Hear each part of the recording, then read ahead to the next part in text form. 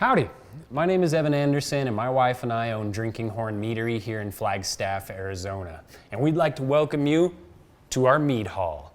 We'd also like to welcome you. This is the virtual Celtic celebration that we've got going on here right now. And we'd like to give a big thanks to all the grantors that have made this possible in this year of chaos. Arizona Commission of the Arts, Flagstaff Arts Council, Arizona Community Foundation, the City of Flagstaff, and Coconino County have all helped make this Celtic festival come to fruition. So I'm here to teach you a little bit about mead. I've got a few meads here right in front of me. The first thing to know about mead is that it's extremely old. The oldest known evidence of it is 8000 BC in northern China. It's kind of everybody's drink. There's historical evidence of mead being on every single continent except for North America. North America is also the only continent that doesn't historically have a honeybee. So that makes a bit of sense there. So we're trying to bring some extra mead to North America and help out this here country because it needs mead. So what I've got here in front of me is 3 different meads. I've got a cranberry, a lemon ginger, and an elderberry. We do a lot of regular flavors, but we also have a lot of seasonal flavors. Mead is extremely versatile. Anything that you can do with a wine or a beer, you can do with a mead. You can barrel age it, you can hop it, you can make it sweet, you can make it dry, you can make it bubbly, and kind of everything in between. You can make it bitter. Always hop onto our website and find out what the new flavors are coming up, because there's always something new, and if you like something, get it fast, because it usually disappears pretty quick, especially this here cranberry. Always a good one. So as far as the history of mead goes, I mean, we know the Celts drank a lot of mead, and we know there was a whole lot of mead evidence and historical evidence from that whole area of people drinking mead, and it's not just an alcoholic beverage to enjoy. One of my favorite meads is called a metheglin, and where that term comes from, it actually means medicine, and people in that area would actually add in herbs and spices and things like that were healthy for you but might not have tasted super well. And I think the old term, a spoonful of sugar helps the medicine go down, comes into play with this one. And they would add some of these medicinal herbs into their mead and then drink the mead because that was a lot easier than chewing up these terrible bitter herbs. So it's got more than just a drinking history, it's got a health history to it, and it's got a lot of cultural component. And the Celtic Festival always helps bring that out, helps show people how much of a community beverage this is. Mead halls back in the day were not just a place where people would go and drink and buy bottles and stuff. They were a place where all of commerce occurred. If you wanted to make a legal transaction, you would go to the mead hall, and who was ever overseeing the mead hall would help make that sure that that transaction was legal and viable and accepted by the rest of the community. If you got married, you went to the mead hall. So it's a place where all life sort of occurred. And the Celtic Festival is also very much that. It shows something where all life is occurring in there. People are meeting people from all walks of life, from all parts of this earth, and they're all coming together for the same reason there. So what we're gonna show you here today is just a couple of these flavors.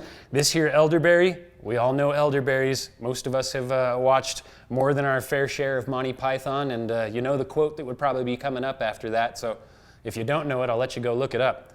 But the elderberry, a little bit of sweetness in there, a little bit of carbonation, makes it pretty nice to drink. We're filming this pretty early in the morning, so I'm going to stick to drinking the lemon ginger. That's my breakfast drink of choice, since we don't have the coffee mead on right now. We came up with different meads for different times of day and different types of people and different palates. If you ever run across a mead and don't like it and it's your first time trying one, never give up. There's a mead out there for everyone. Everybody's got a different palate. You just need to find the one that fits you best. Right now for flavors here at the Mead Hall, we have about 12 different flavors going on. One of my favorites, and you have to do it being in the Southwest, is our prickly pear mead. It's got a beautiful rosé color to it, lightly sweet and full of prickly pear flavor. For anybody who doesn't know what prickly pears are, it's actually the fruit off of a paddle cactus. It confused a lot of our followers when we came out with a prickly pear mead. We had people calling us and asking us what exactly we did to the pears to make them prickly. They thought we carbonated it or something like that. It's actually a still mead, and so it is a fruit off of a cactus. The cactuses here in the desert produce a number of delicious fruits, and so we try to exemplify the flavors of the Southwest through some of our mead. We have ones that don't exemplify the flavors of the Southwest. We made a root beer mead, which is a pretty tasty beverage. If you like root beer, it's right up your alley. It's a little on the dangerous side. It's running about 13% alcohol and tastes like a root beer soda. You pour that thing on ice and it just seems to disappear. I don't know what happens to it. We of course make a traditional mead, which is nothing more than honey, yeast, and water. That's where mead comes out at its most simple and, in my opinion, at its best. That's where you can really taste the different notes of the honeys that go into it and see what that fermented honey tastes like just all by itself. We use a lot of orange blossom honey here, and we use no sulfites in any of our products. Everything is preservative free. We use the natural components that are in honey and in mead and try to bring those forth to help it be a shelf-stable product. Honey is used in all sorts of medical capacities in these days. We like to call honey the ultimate hipster because it is antiseptic, antibiotic, anti-inflammatory. Even in modern medicine, they have approved its use for using as burn pads and a number of other things. I don't recommend pouring your mead on your burn. I recommend going and seeking medical professional help for that. But the mead might help you when you come back from the hospital from that burn. So something that we do is, you can see from the beautiful clarity on these guys, we keep them nice and crisp and clear. And we use a filtering system that's some proprietary technology we've come up with to provide a shelf-stable, delicious product without having to put any preservatives in it. Nobody wants sulfites.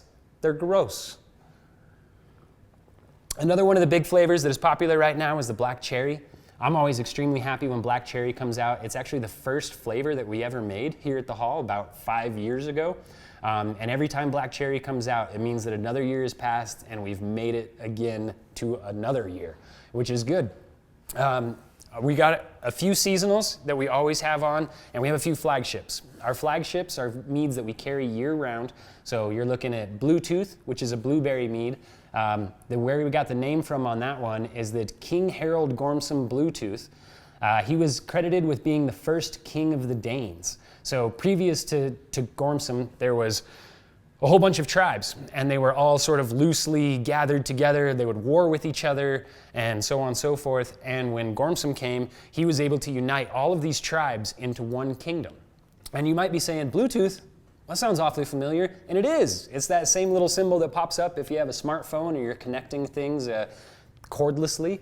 And the guys that came up with that technology actually knew of the history of King Harold Gormson, and they decided that they were bringing together their printers and your computer and your fax machine all into one kingdom. And their pet name for this project was Bluetooth, because he was accredited with uniting all of these tribes. When they got to finally producing the product, they decided to not call it personal Wi-Fi or something like that, and just kept with the name Bluetooth.